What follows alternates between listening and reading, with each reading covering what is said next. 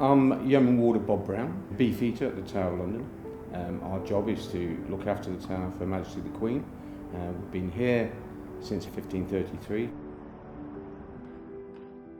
Every morning at 9 o'clock we have the military ceremony where we open the gates of the tower. We have a military escort that assists one of my colleagues to open the gates. They march down to the Bible Tower gates, open the big black gates, they present arms because the keys actually being used to open the gates are not any old keys.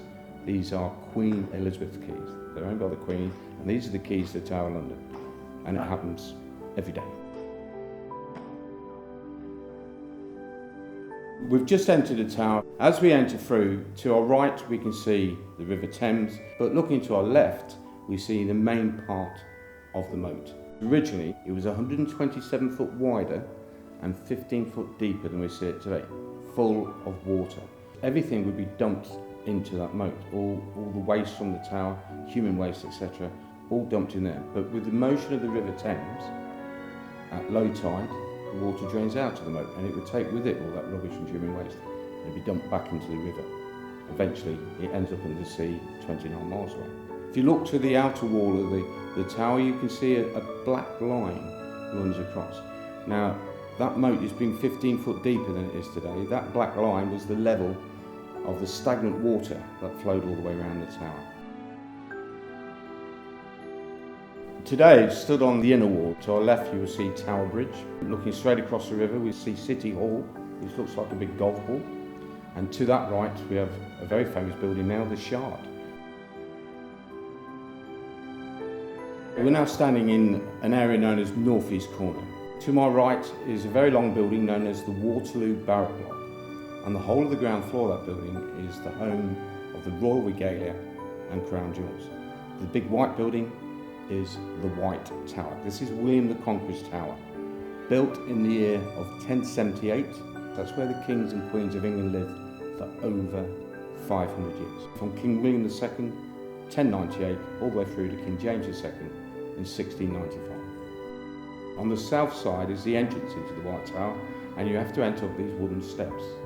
And they're made of wood because if you're under attack, you set fire to them, they burn down, and the enemies will have difficulty climbing up and getting into it. And the White Tower also contains the Chapel Royal of St. John the Evangelist, which is the oldest Norman chapel in Britain.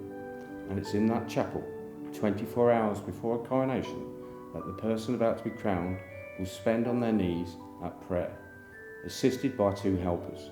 On the day of the coronation, those two helpers will wash the monarch from head to foot, dress them in their finest robes for the coronation, and then immediately drop to their knees where they created the Order of the Bath, which is the second highest order of chivalry in this country.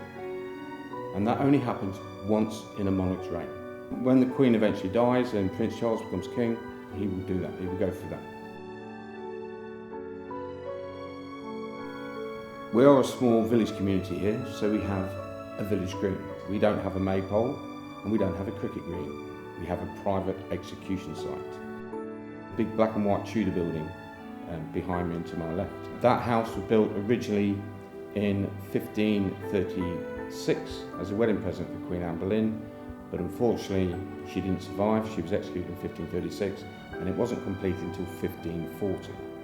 It's held a lot of important prisoners in its time, including the fifth wife of King Henry VIII, Queen Catherine Howard, for 3 days in May 1941. Rudolf Hess, the Deputy Führer of Nazi Germany, was held there. During the reign of King James I, Guy Fawkes was brought there for interrogation. Guy Fawkes was the man who tried to blow up the Houses of Parliament. To live in the Tower is very much a privilege, and we're a very small village community. Personally, I've been here nearly 10 years now. I can stay here as long as I require until I retire, and there's no retirement age, so I can go on and on and on until, as long as I'm fit enough to do the job, I can stay.